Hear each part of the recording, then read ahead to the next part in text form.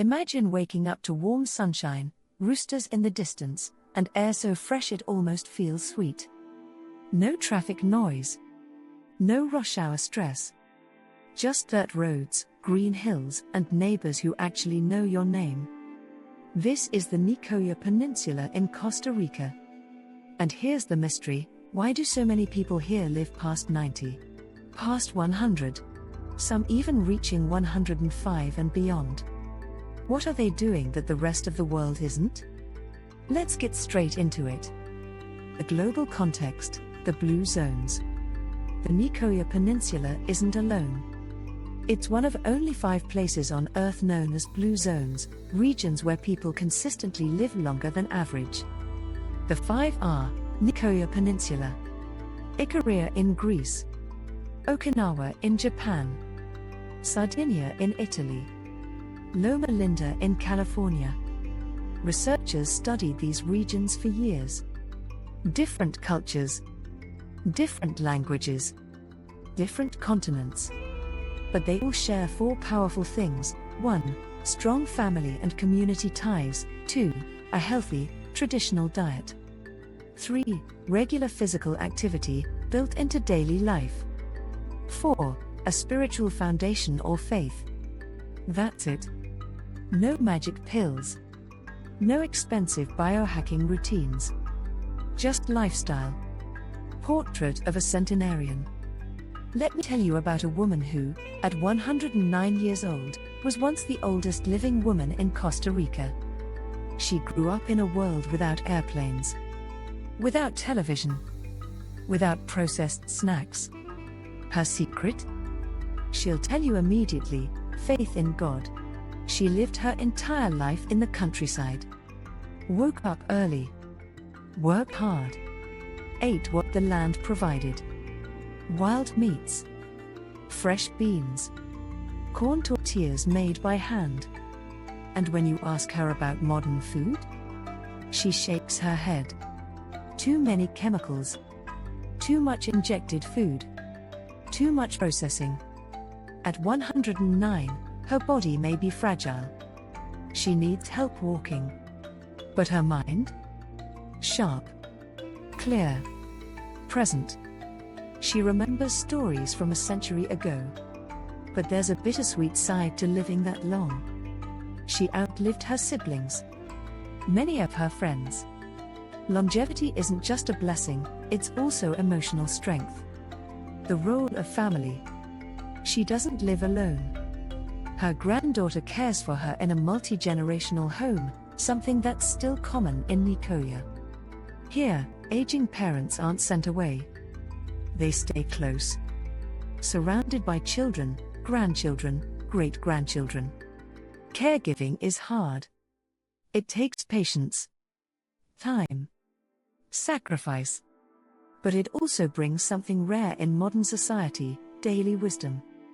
Imagine growing up with a 100-year-old storyteller in your house. And when her birthday comes around, the whole family gathers. Food, coffee, laughter, music. Longevity here is celebrated, together. Diet as a longevity factor. Let's talk food. Let's start with traditional staples. The foundation of the Nicoyan diet is simple: beans. Lots of them. They're packed with complex carbohydrates, perfect fuel for people working long days in the fields. And then there are corn tortillas, handmade, every day. Simple. Filling. Affordable. But here's where it gets interesting. Next, let's also talk about nixtamalization, ancient food science. Before making tortillas, the corn is soaked and cooked with lime or ash in a process called nixtamalization.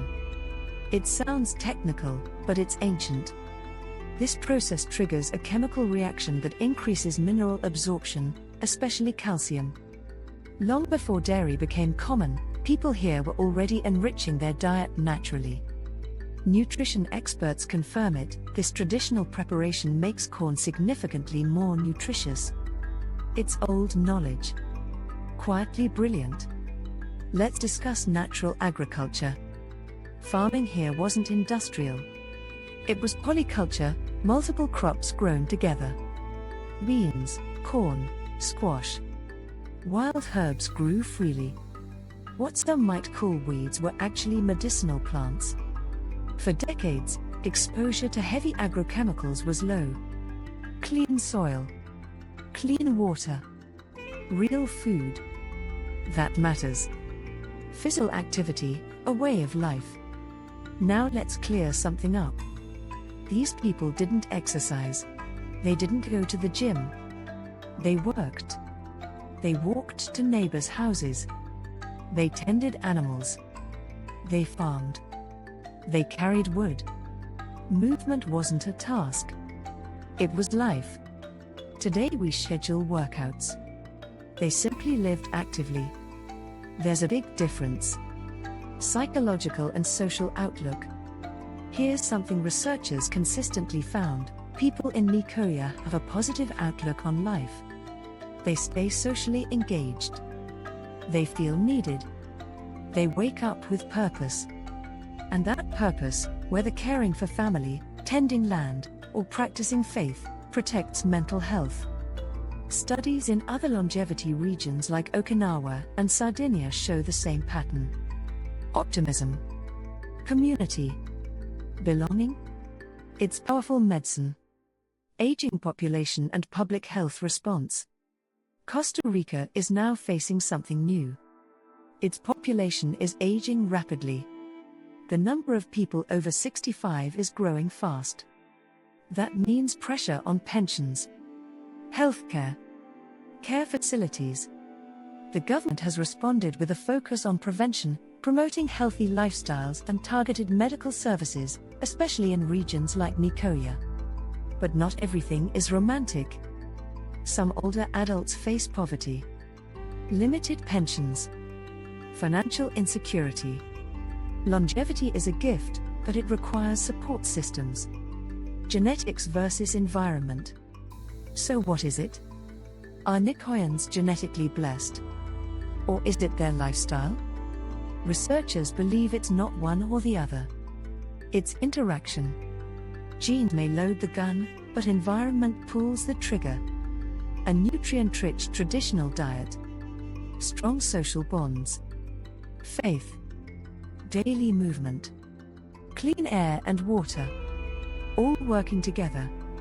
Scientists are still studying the region, trying to understand how these elements combine so powerfully. Closing reflection. Picture this, a 100th birthday celebration. Family gathered around. Coffee brewing. Children laughing. Stories being told for the 100th time. No biohacking. No miracle supplement. No secret formula. Just simplicity. Connection. Tradition. So maybe the real question isn't, what's their secret? Maybe it's, what have we forgotten? Because in the Nicoya Peninsula, long life doesn't look extreme. It looks human. And maybe that's the point. Please subscribe if you found this helpful.